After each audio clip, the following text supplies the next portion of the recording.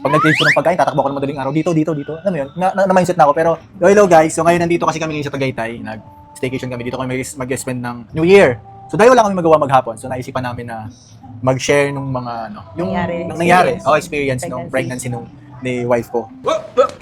Here I come. Here I come. Ito nga pala yung wife ko, nagbuntis. Meron pa bang iba? Ano ba yung mga expectation na nung nagbubuntis ka? I-share mo para malay mo may iba natatakot or yung iba parang ano bang i-expect ko pag nagbuntis ako? At saka sa husband din i-share ko din syempre kung ano yung na-experience ko or ano ba yung pwede nating may tulong sa mga wife pag nagbuntis sila. So ito yung mga expectations. First, yung glow up. Kasi nga, di ba, may mga kasabihan yung mga matanda. Kapag babae yan. Blooming yung wife. Pag lalaki naman daw, titigyawating ka. Malaki ilong. Pero kasi, ako kasi hindi kasi ako naniniwala doon kasi meron akong mga kakilala na baliktad naman yung nangyari. Hindi naman sila ganun ka-blooming, pero babae naman yung naging anak nila. O kaya naman, baliktad, di ba? Blooming naman sila, pero lalaki naman naging anak nila. Oo. Blooming lang siguro, in a sense na, siguro nga kasi pagbuntis, parang, banat na banat yung mukha, parang gano'n. Kasi nga, nagbubuntis ka. Siguro, tsaka part of it is kung naaalagaan ka. Ma'am, galing mo pala dyan Hindi ko alam Guys, kailangan pag nagbubuntis si wife, kailangan talaga, inaalagaan natin sila. Kung nasa-stress ka sa pagbubuntis mo, talagang... Oo, sino bang gaganda pag stress ka sa pagbubuntis? yan. Second, yung morning sickness. Ayan.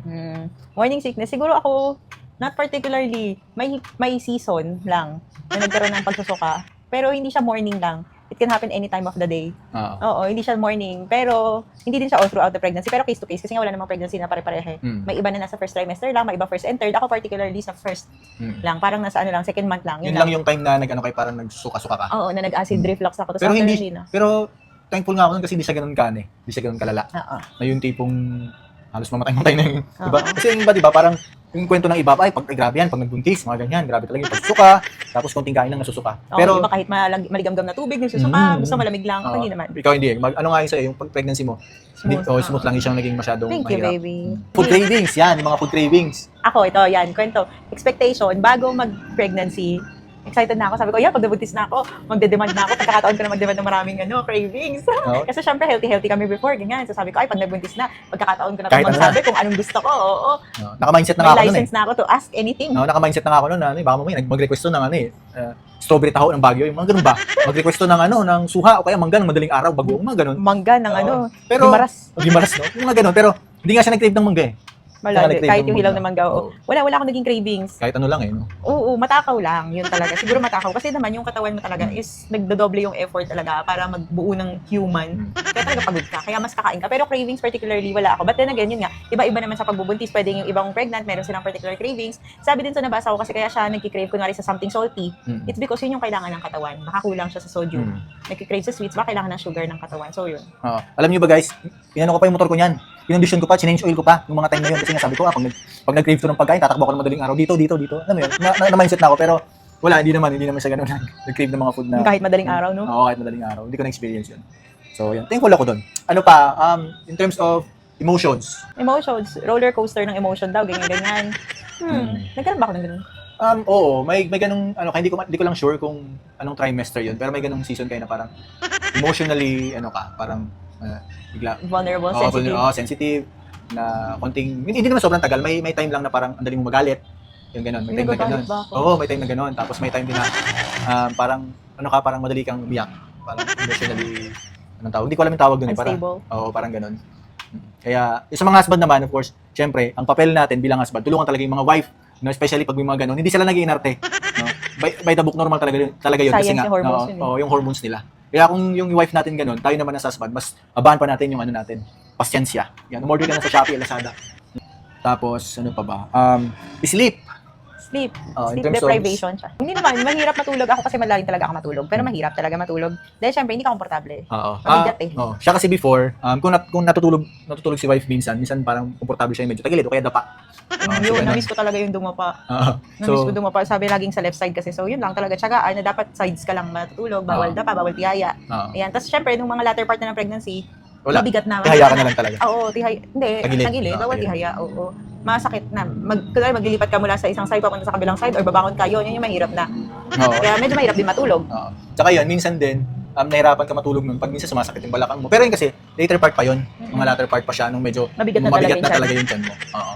Yun. Tapos, ayun, sa mga nagbubuntis, kung kaya yung matulog habang buntis ka, matulog talaga kayo. Iba talaga kasi yung puyat pag lumabas na si baby. Pero kayo naman, sinishare namin to hindi para magbigay ng fear, kundi enjoy niyo yung bawat moment. Normal siya. Kailangan na ma-experience ng parents. Walang-wala yung sleep deprivation ng pregnancy. Ay, wala. Package siya, package. Ang pero maganda ito guys, ito na, yung baby kicks.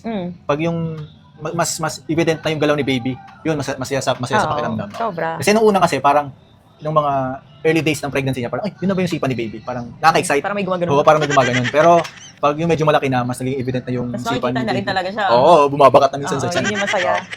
Masaya siya, lalo pag madaling araw kasi sipain. Yung mga ganong case kayo, madaling biglaan. araw, sumisipa si baby. Mga Oo, butterflies. minsan may masakit, minsan may magugulat ka talaga. Gaganon. Pero masaya, mamimiss mo din yung parang may gumagalaw sa tiyan mo, kaiba yung feeling. Tsaka sa husband sa amin, pag nasakto naman, nahawakan naman yung tiyan. Ako kasi talaga nung pregnant siya, gusto ko talaga hawakan yung tiyan niya. Kinakausap ko talaga si baby. Kaya si Casey, yung kahit sa loob pa lang siya ng tiyan, pag kinakausap ko, sumasagot. Gumagalaw siya. Ayan. So sa mga husband, lagi nyo lang kausapin yung baby nyo. Kasi kahit nasa loob pa lang sila ng tiyan, nakakarinig sila. Napapakiusapan din yan, kala nyo. Kahit ganyan lang sila. Ayan. So kung gusto nyo panoorin yung isang video namin sa mga anak na siya, maganda rin yung naging journey namin doon. So andyan sa mga video, hanapin nyo na lang. So ayun. Next is yung doctor visits. Ano ba yung mga expectation kapag chine-check up? Wala, normal lang. Basta makinig ka lang sa doktor kung may i-recommend sa yung gamot, uminom ka. Huwag mo kalimutan kasi talagang lagi mong isipin yung mga gamot na hindi yun para sa'yo, para sa baby mo. Diba? Don't miss out on those vitamins. Siguro, yung notable talaga is yung mga dulong part na yung malapit ka na mga anak. Pag i-IE ka na, yan sa mga anak, kilalang-kilala yun. Pag sinabing IE, masakit ba yung IE? Sa umpisa, hindi masyado, pero masakit siya kinalauna. Kasi talagang sundot. Tapos ayun, pag nagpapa-check up kayo, maging honest kayo sa doktor kung meron ba talaga kayong nararamdaman. Para mabigyan na, kumbaga prevention, no? Prevention is better than cure kasi. So habang nasa loob pa si baby, may makukorek pa kung ka ng mga vitamins and minerals na nakaka-affect kasi yun sa baby. So, tsaka yung sa mga high blood, yung mga sasabihin, ano i-recommend na pagkain or gamot para iwas high blood, iwas diabetes. Kasi parang naman kay baby talaga yun. Tapos talagang anong tawag dito? Pag sinabi ng doktor na bawal mo, nakita. Kasi may mga may mga laboratory, papaanohin ka, papacheck yung ihi mo, papacheck yung dugo mo. So sugar. So pag sinabi ng doktor na medyo bawas ka sa sweets, ganyan, sundin nyo talaga. Kasi nakaka-apekto yun kay baby. May effect talaga siya. Kasi nung time na si baby nilabas na, merong doong isang baby na yung incubator. Kasi nga, ano daw siya? Anong tawag dito? Preterm. Oo, preterm. Dahil Mataas sugar.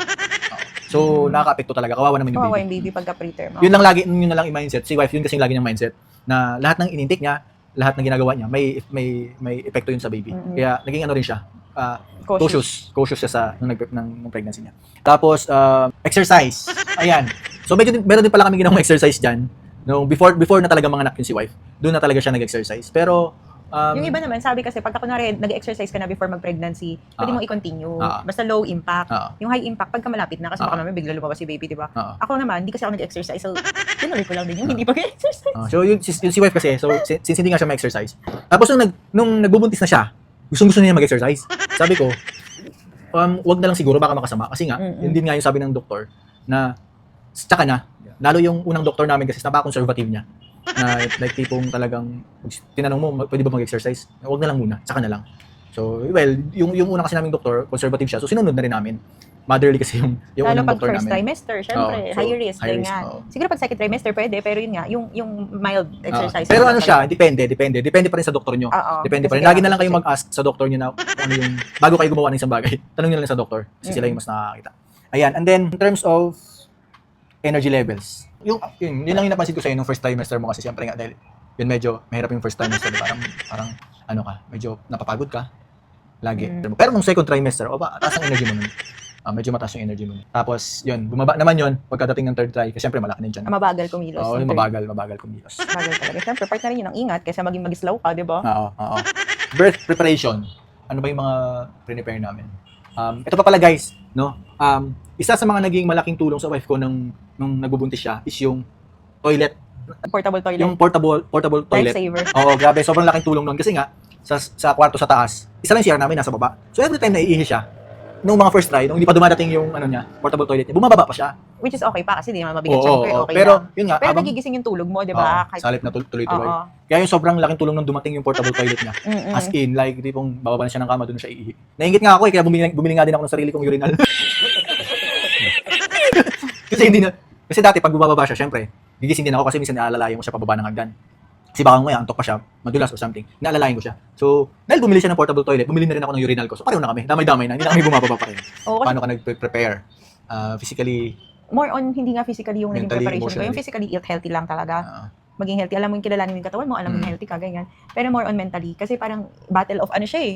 Battle of mental, di ba? Mental wellness ba?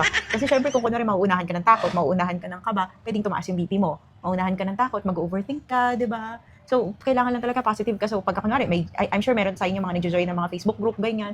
Iwas sa mga negative, yung mga nakakatakot, di ba? Yung mga stories na negative, yun nga. Iwas na lang talaga. More Yun on nga. fill your thoughts with positive, fill your mind with positive thoughts and prayers talaga. Kasi hindi mo alam kung ano nangyayari sa tiyan mo, diba? Tama. Hindi mo alam ano nangyayari kay baby. More on panghahawakan mo lang talaga is yung dasal mo kay Lord, di ba? So ayun, yun lang guys. So sana may naano kayo. Sana may napulot kayong sana may nakatulong tong video na to sa inyo kung isa ka sa mga share or this coming year. So, yun lang. Thank you.